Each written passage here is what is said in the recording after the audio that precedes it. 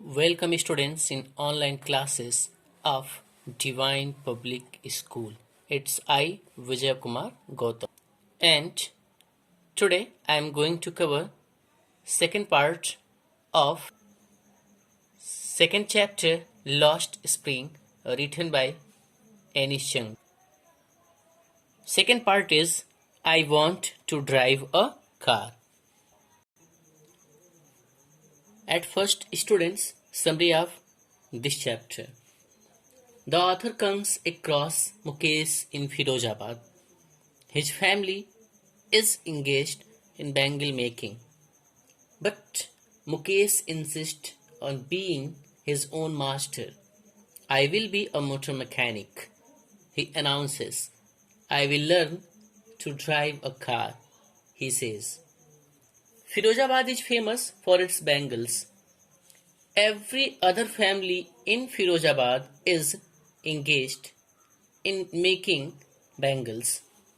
Families have spent generations working around furnace, welding glass, making bangles for women. None of them know that it is illegal for children like Mukesh to work in the glass furnace with the high temperatures in dingy cells without air and light. They slog their daylight hours, often losing the brightness of their eyes.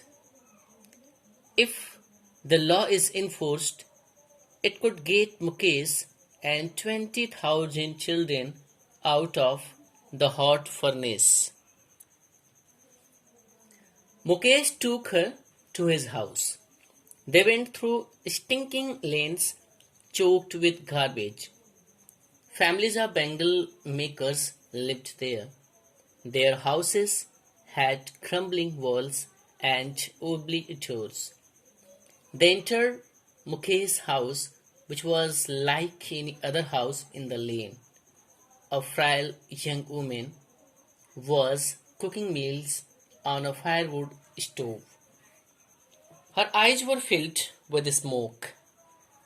She greeted the author with a smile.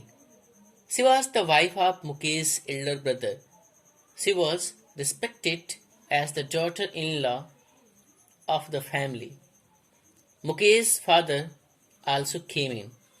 The daughter-in-law covered her face with her veil as the custom demanded. Mukesh's father was old and weak.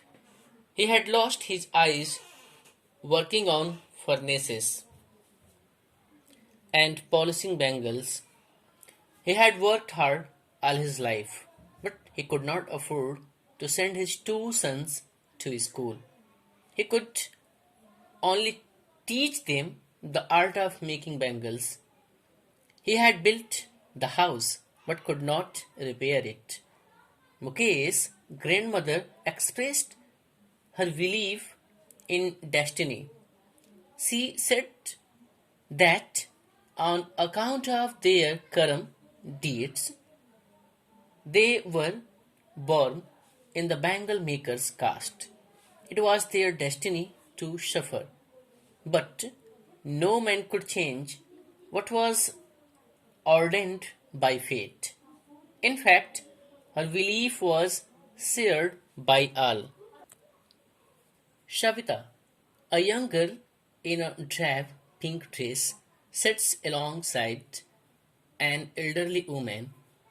She is shouldering pieces of glass. Her hands move mechanically, like the tongues of a machine. Perhaps she does not know the sanctity of the bangles that she helps make. The old woman beside her has not enjoyed even one full meal in her entire lifetime. Her husband is an old man with the flowing beard. He knows nothing except bangles. He has made a house for the family to live in. He has a roof over his head. The author could see bangles everywhere. She saw boys and girls sitting with their parents before flickering oil lamps. They welded pieces of colored glass, she learned. Their eyes got used to dark, and they lost eyesight before they were adults. At home, families worked hard all day before furnace with the high temperature. All the operations of bangle making cause blindness. Generation after generation, families of bangle makers have been engaged in making bangles. They live in poverty. They work hard and die in poverty. Nothing had changed with the passage of time. They find themselves in the clutches of middlemen and moneylenders. The police and the administration does not help them. If they try to pull out of the vicious circle, they are in trouble. The police beat them and put them in jail. In the end, students, homework for this chapter, you have to write summary of this chapter in 100 words.